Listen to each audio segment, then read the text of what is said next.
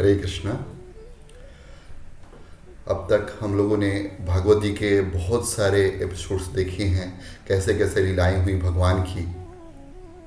और भगवान अब जो है मथुरा में आके रह रहे हैं। उन्होंने जो है अपने मामा का वध कर दिया है और गुरुकुल शिक्षा लेकर के भी आ गए हैं। उद्धव जी को जो है उन्होंने वृंदावन में भेज दिया। उद्धव जी वहाँ गोपियों से मिल करके वो वापस आ गए हैं। उन्होंने कुब्जा का भी उद्धार किया। अब भगवान के जीवन में जो है आप देखोगे सुख कहाँ है। सुख मतलब शांति जो है। भगवान चाहते हैं कि हम शांति के साथ जो है बांसुरी बजाएं। और जो है लेकिन लोग बजाने उनको देते नहीं थे।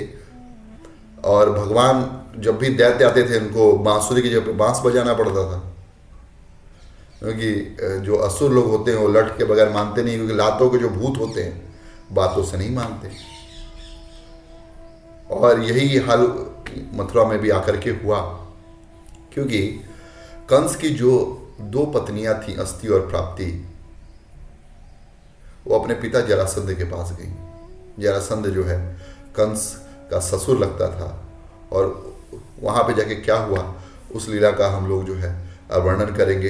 पहले गुरु महाराज को प्रणाम करते हुए। ओम अज्ञानतिमिरान्धस्य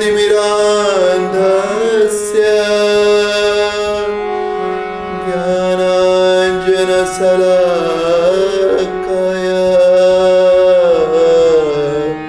चक्षुरुन्मीलितं येन तस्मै श्री गुरुवे नमः। नमः विष्णुपादाय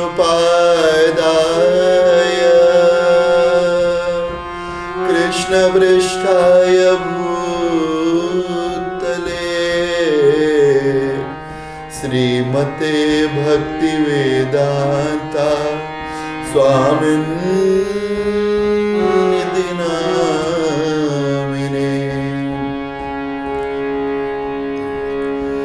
जय जय श्री राधा रमण, जय जय नवल किशोर, जय गोपी चित चोर प्रभु, जय जय माखन चोर माखन चोर। गुरुवे गौरचंद्राय राधिकाय तदालये कृष्णाय कृष्ण भक्ताय तद्भक्ताय नमो नमः।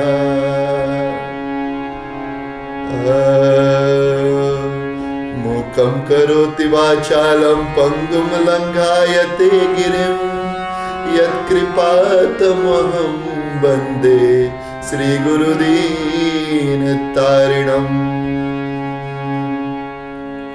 हरे कृष्ण। तो जो भगवान है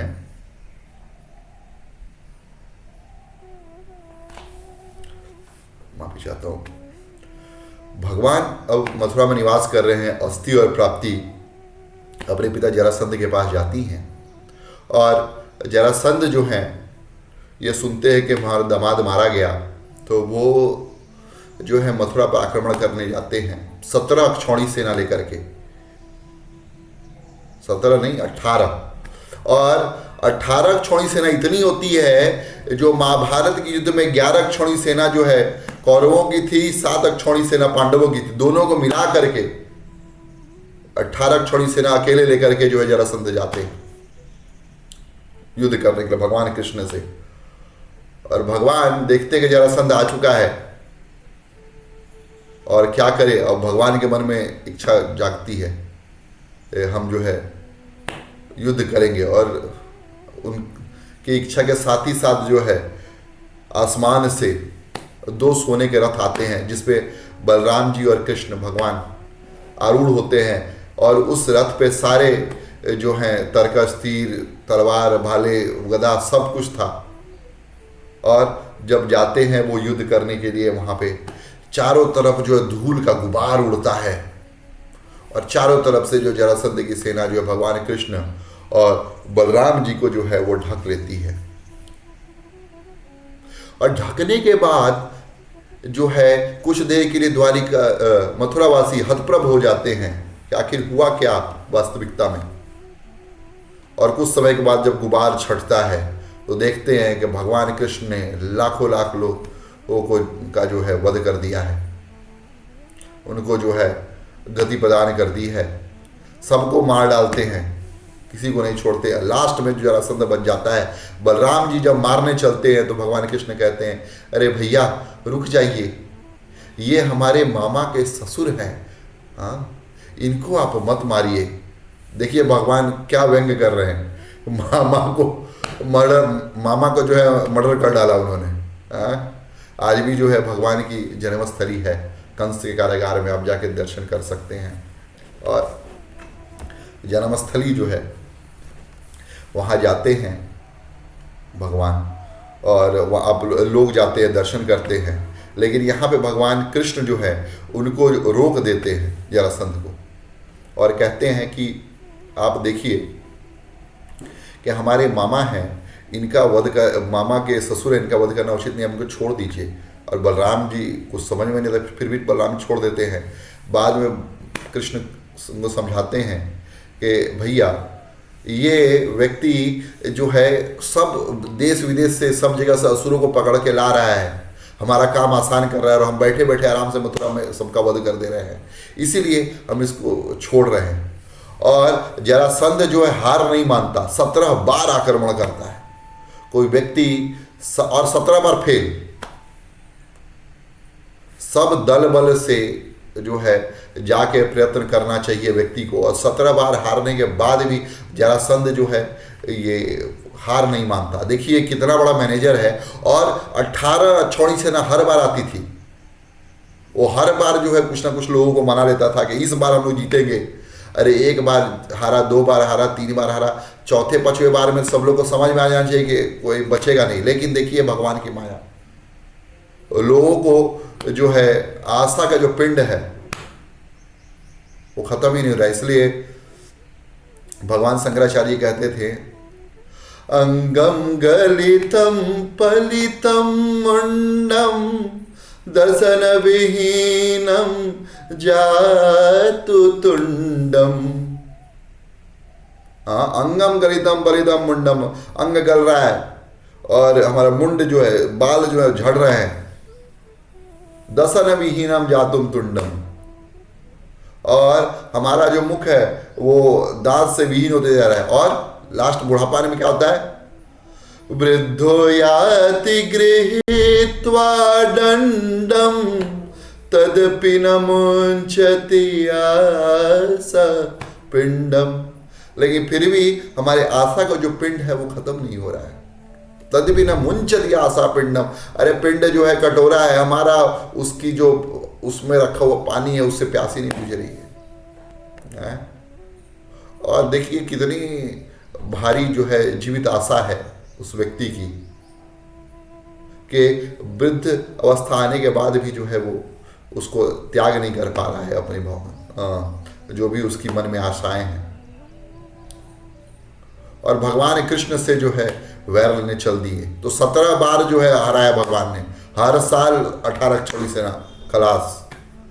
तो कोई लोग सोचेंगे कि भगवान ने डर के मारे, कुछ लोग बोलते हैं भगवान डर के मारे सारथी बन गए महाभारत में, कुछ लोग कमेंट करते हैं। नहीं तो वो युद्ध नहीं लड़ते क्या, अरे भैया अकेले 18 छड़ी सेना मार रहे हैं, और जितने दोनों के कमांड थे कृष्ण और बलराम मिल के ही, उनको सेना की भी जरूरत नहीं है। नए नए राजा बने तो भर्ती नहीं हो पा रही थी ठीक से, उनको भगवान को भी आनंद आता था। ये वही भगवान है राम, श्री राम जी, जो 14,000 राक्षसों का वध आधे घंटे के अंदर कर डालते हैं। सुबाहु और मारीच जब आते हैं 14,000 सेनाओं को लेकर के। तो इस तरीके से 17 बार आक्रमण करते हैं। लेकिन जरासंध जब 18वीं बार आक्रमण करता है तो उस समय सऊदी अरब में, अरब अश्व प्रदेश उसको बोलते थे, उस समय कालियवन था, वहाँ का एक टेररिस्ट। सारे टेररिस्ट जो है आप देखोगे मोस्टली जो है टेररिस्ट विचारधारा जो है अश्व प्रदेश से आती है। तो वो व्यक्ति कालियवन भी सऊदी अरबिया का था और भगवान शंकर की तपस्या करता था। आप जो देखोगे कि ये मक्का में जो पूजा कर रहे हैं, ये वास्तविकता भगवान शिव हैं और उनकी पूजा करके उन्होंने भगवान शिव से आशीर्वाद मांगा कि कोई भी मेरे सामने जो है युद्ध में ना टिक पाए, जो भी मेरे सामने युद्ध लड़ने की कोशिश करे वो उसका सर फट जाए, वो मर जाए, कुछ भी हो जाए, वो जीत ना पाए। भगवान शंकर ने आशीर्वाद दे दिया। अब उसको हुई तीव्र इच्छा लड़ने की। अब नारद मुनि ने पहुंच गए कालियवन के पास, उनको बताया कि हे कालियवन, तुम्हारे जो है तुम्हारे बराबर का एक ही जो है शत्रु है तुम्हारा, वो है कृष्ण, अभी जो है मथुरा में राज्य कर रहा है, तुम वहाँ जाओ। और कालियवन जो है 3 करोड़ की सेना लेकर के भगवान कृष्ण के पास पहुंचा युद्ध करने के लिए। भगवान ने देखा तो भगवान जो है चल दिए वहाँ से, युद्ध को छोड़ करके वो जो है चल दिए उधर से। और वहाँ से वो ये निकले मथुरा से 100 किलोमीटर दूर धौलपुर की ओर। धौलपुर में निकले और वहाँ पे बड़े पर्वत थे। उसी एक पर्वत में महाराज मुचकुंद निवास कर रहे थे।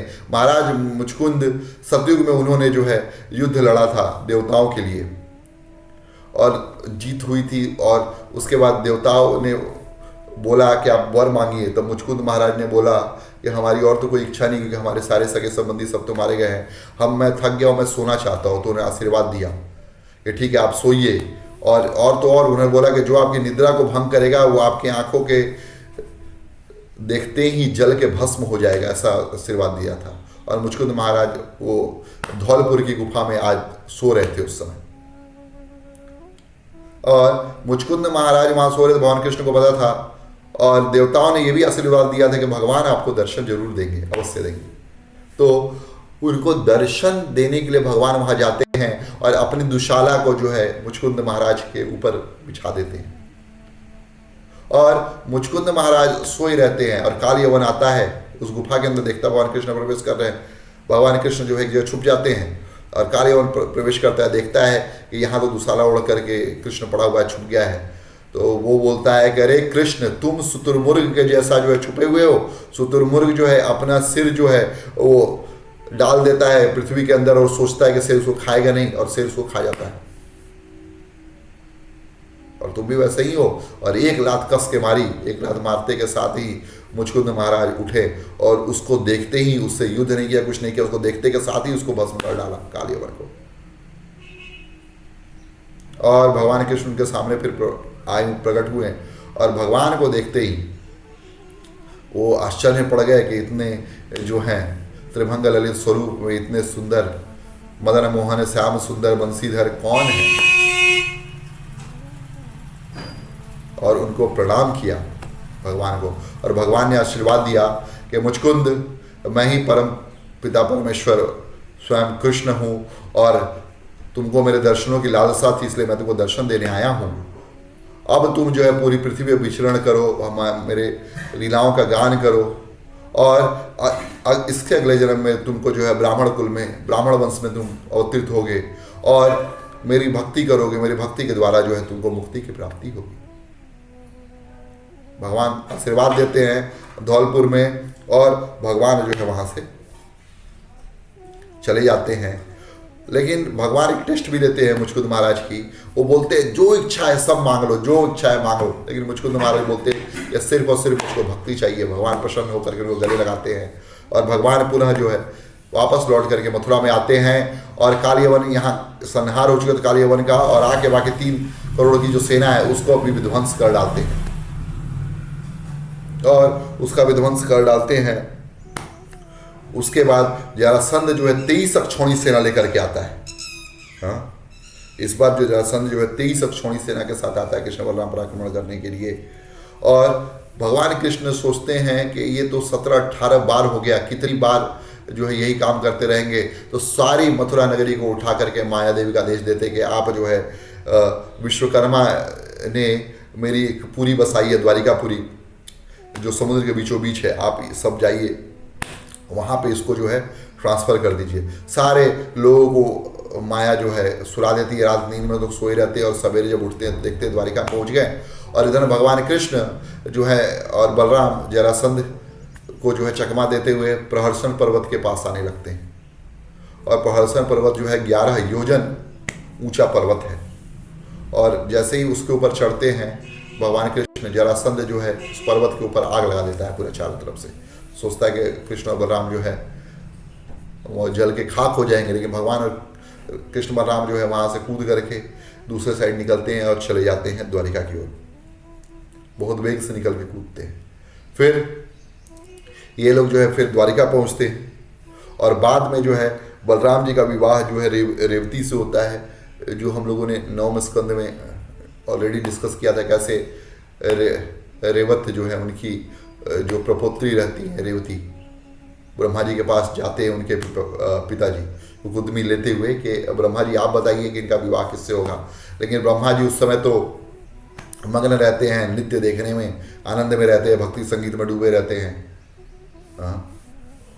और जब उनको होश आता है तो बोलते हैं कि इनके लिए जो विवाह के योग्य जो वर थे जिसका नाम लेके आप आए थे, बोलते हैं ब्रह्मा जी वो तो निपट गए अभी, लेकिन 27 चतुर्युग पार हो चुके हैं जब तक आप आए हों।